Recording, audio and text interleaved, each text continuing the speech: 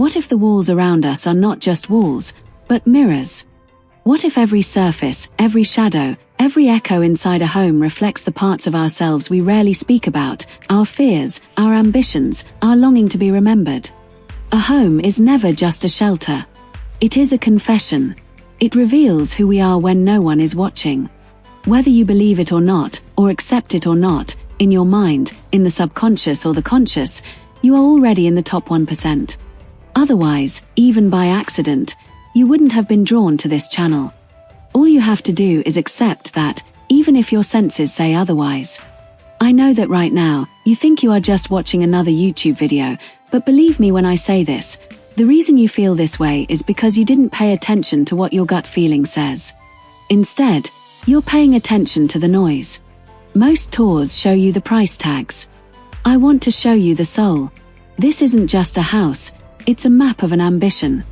I've spent years studying these blueprints, and I've realized that a mansion is never just a collection of rooms. It's a psychological portrait. When I look at this facade, I don't just see stone. I see the calculated ambition of a mind that refuses to be forgotten. Before we step inside, we pause and consider the truth that every home is a story, and every story begins long before the first stone is laid. As we walk through these halls, let your mind wander. Is this real, or even possible? Don't just look at the stone. Look for yourself. Because a house like this isn't built to impress neighbors. It's built to silence a doubt. Look up at the towering columns and sweeping arches. The building transforms from a structure into a symbol. The symmetry of the facade becomes a metaphor for our craving for order in a chaotic world. The columns stand like guardians, reminders of the strength we wish we had, the strength we pretend to have, the strength we spend our lives trying to build. The arches curve with a quiet grace, like the acceptance that life moves in cycles, lessons repeating themselves until we finally understand them. The craftsmanship whispers of patience, of hands that believed beauty was worth the time it demanded. Every carved detail, every measured proportion, every deliberate line speaks of a desire for permanence in a world that constantly shifts beneath our feet. There is a weight to this kind of scale. I often find that people are intimidated by it, but for the visionary, it's the only environment that matches the size of their internal world. It reminds me of the first time I understood that beauty is a discipline. It's not accidental. It's a choice to be extraordinary in a world that often settles for good enough. Behind every grand home is a relentless human narrative. I've spoken with visionary builders who started with nothing but a single, quiet promise made in the dark. It's a fire I recognize, the hunger to create something that stands as a fortress against time.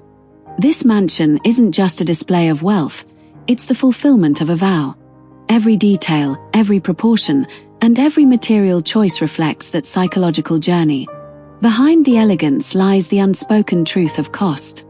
Marble like this can run $2,500 per square meter.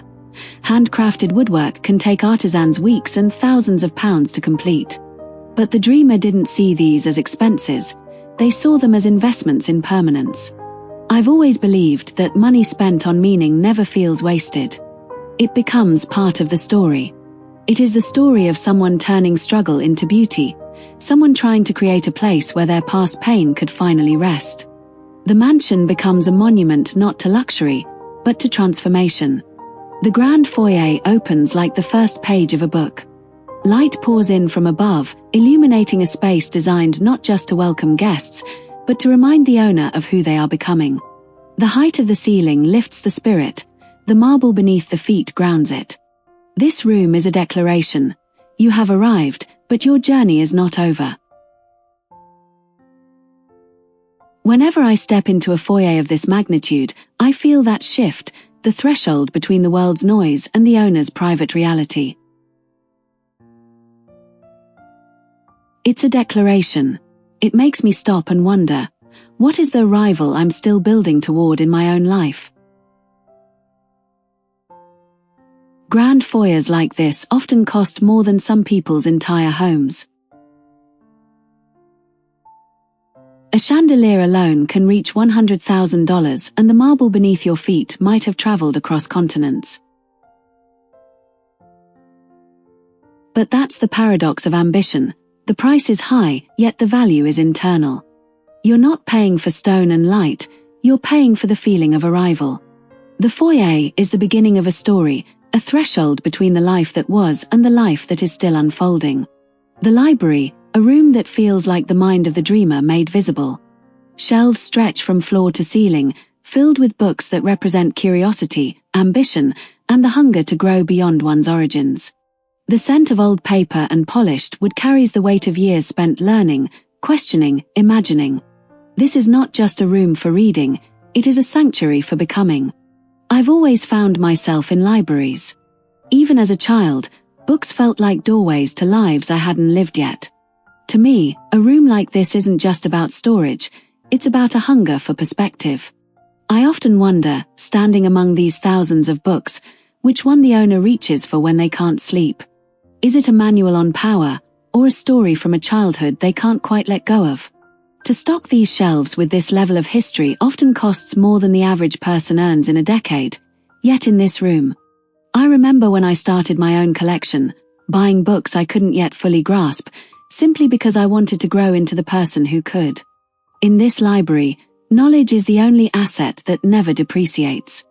Every book is a stepping stone, every page a reminder that knowledge is the one possession no one can take away. Some of these volumes are rare editions worth thousands, but their true value isn't monetary. The dreamer understood that the greatest investments are the ones that expand the mind. In this room, the past and future sit side by side, bound together by the belief that growth is the only lifelong pursuit. Before we move deeper into the heart of this home, I want to ask you, which room in your dream home represents the true arrival for you? The grand foyer where the world sees your success, or a private library where you find your soul? Tell me in the comments. I'd love to know what you're building toward. The dining hall revealing a different side of the dreamer. Here, long tables stretch beneath chandeliers that glow like captured stars. This room is a symbol of connection, a place where invisible echoes of laughter and shared stories linger in the air. Even the most driven souls crave belonging, and this space acknowledges that truth. It is a room built for celebration, for family, for the warmth of human presence. Some of my most meaningful memories happened around tables like this. Moments where laughter softened the edges of a hard day, or where a simple meal made me feel understood. I think that's why spaces like this matter. They remind us that even the strongest people need a place to belong, a place where they can be held by the presence of others. The dreamer who once felt like an outsider now creates a place where others can gather, where no one feels the cold of exclusion they once knew too well. A dining hall of this caliber can cost upwards of $500,000 to furnish, but connection is priceless. I've sat at tables far less grand that felt richer because of the people around them. Money can build the room, but only intention can fill it with warmth. The kitchen, though often unseen in grand tours, holds its own quiet significance. It is the heart of the home, a place of nourishment and care. The warmth of the oven, the rhythm of chopping, the aroma of spices. These are the small rituals that turn a house into a haven. For the dreamer, this room represents the desire to provide, to nurture, to offer comfort in the simplest, most human way. It is a reminder that even in the grandest homes, the most meaningful moments are often the smallest. For me, the kitchen has always been a place of comfort. Or the way certain smells could pull me back to childhood in an instant. It's funny how the simplest things, steam rising from a pot, the sound of a knife on a cutting board, can make you feel safe. That's the magic of this room. Hallways connect these spaces like the threads of a life. They are the in-between moments, the transitions, the choices made in silence. Hallways are where we hesitate, where we gather ourselves, where we walk toward something new or away from something old. They are the quiet spaces that hold the weight of decisions. Hallways are the quiet transitions of a life, the space between the public achievement and the private reflection. They encourage a specific kind of pace, forcing us to pause before we move toward the next chapter. unsure which direction would lead me forward. The kitchen is where the grand scale of the mansion meets the simple reality of being human. Even here, the materials are uncompromising, but the purpose is ancient: nourishment, care, and the rituals that turn a structure into a home. Those moments felt like long corridors, silent and stretching. Looking back, I realize those in-between spaces shaped me just as much as the destinations did. In this mansion, the hallways are long and deliberate, encouraging reflection with every step. The bedroom softens the narrative, revealing vulnerability. No matter how strong someone appears in public, every human being needs a place where they can collapse into softness and be seen without armor. The bedroom is that place. Here, the colors are gentle, the fabrics inviting, the light warm and forgiving. This room is a confession. I am human. I get tired. I need rest. I've learned that the most successful people I know are those who respect their own need for silence. This isn't just a bedroom, it's a sanctuary for the spirit to catch up with the mind. It's where the armor finally comes off. That's why I believe every person needs a room like this, a place where strength isn't required. We all have a version of ourselves we show the world: the suit, the smile, the strength. But this room asks, who are you when the lights are low and the gold doesn't matter? It is a reminder that strength is not the absence of vulnerability, but the courage to embrace it. The bathroom continues this theme of renewal. Water becomes a metaphor for release, for cleansing, for letting go. In the quiet steam of this room, the dreamer washes away the weight of the world, emerging lighter, clearer, more themselves. It is a private ritual, a moment of rebirth repeated day after day. The garden opens the story outward again. Here, nature softens the edges of ambition. Trees sway gently in the breeze, flowers bloom in quiet confidence, and pathways wind like thoughts drifting toward peace. The garden is a breath of freedom, a reminder that beneath all ambition lies a simple desire for stillness. It is a place where the dreamer can step outside the expectations of the world and simply exist. Whenever life feels overwhelming, I find myself drawn to quiet outdoor spaces. There's something healing about watching leaves move in the wind or feeling sunlight on your skin. Nature has a way of reminding me that peace isn't something you chase, it's something you allow. Deeper within the home lies a hidden room, a space most guests never see. It might be a study, a meditation room, or a small chamber filled with childhood keepsakes. This room is the emotional core of the mansion, the place where the dreamer's past and present sit together in silence. Here, the viewer glimpses the truth that even the most beautiful homes are built around a single, private longing. It's the ultimate irony of architecture. This private sanctuary likely cost the least to build, yet for the owner, it holds the most weight. This room is not grand, but it is sacred. I believe we all have a hidden room inside us, the core of our identity. I'm reminded that true wealth is found not in price tags, but in what a person chooses to protect. When I imagine the dreamer standing in this private space, I feel a strange kinship. We are all carrying a core truth that drives us. It holds the memories that shaped the dreamer, the wounds that pushed them forward, and the hopes that carried them through. The psychological revelation begins to surface. We spend our lives trying to build the perfect home, but maybe what we're really building is the perfect version of ourselves. The mansion becomes a mirror reflecting universal human desires: order, strength, knowledge, connection, rest, peace. The viewer begins to see their own life in the architecture, their own dreams in the windows, their own fears in the shadows. The house stops being someone else's mansion and becomes a map of the viewer's inner world. Homes age. People change.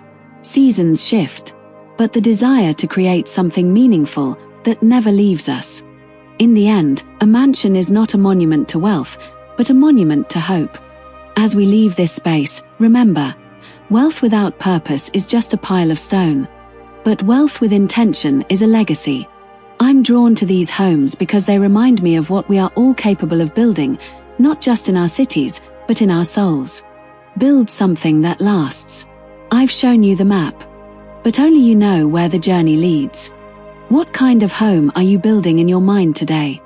At Richest Billionaires Homes, We believe every brick tells a story of a life well lived.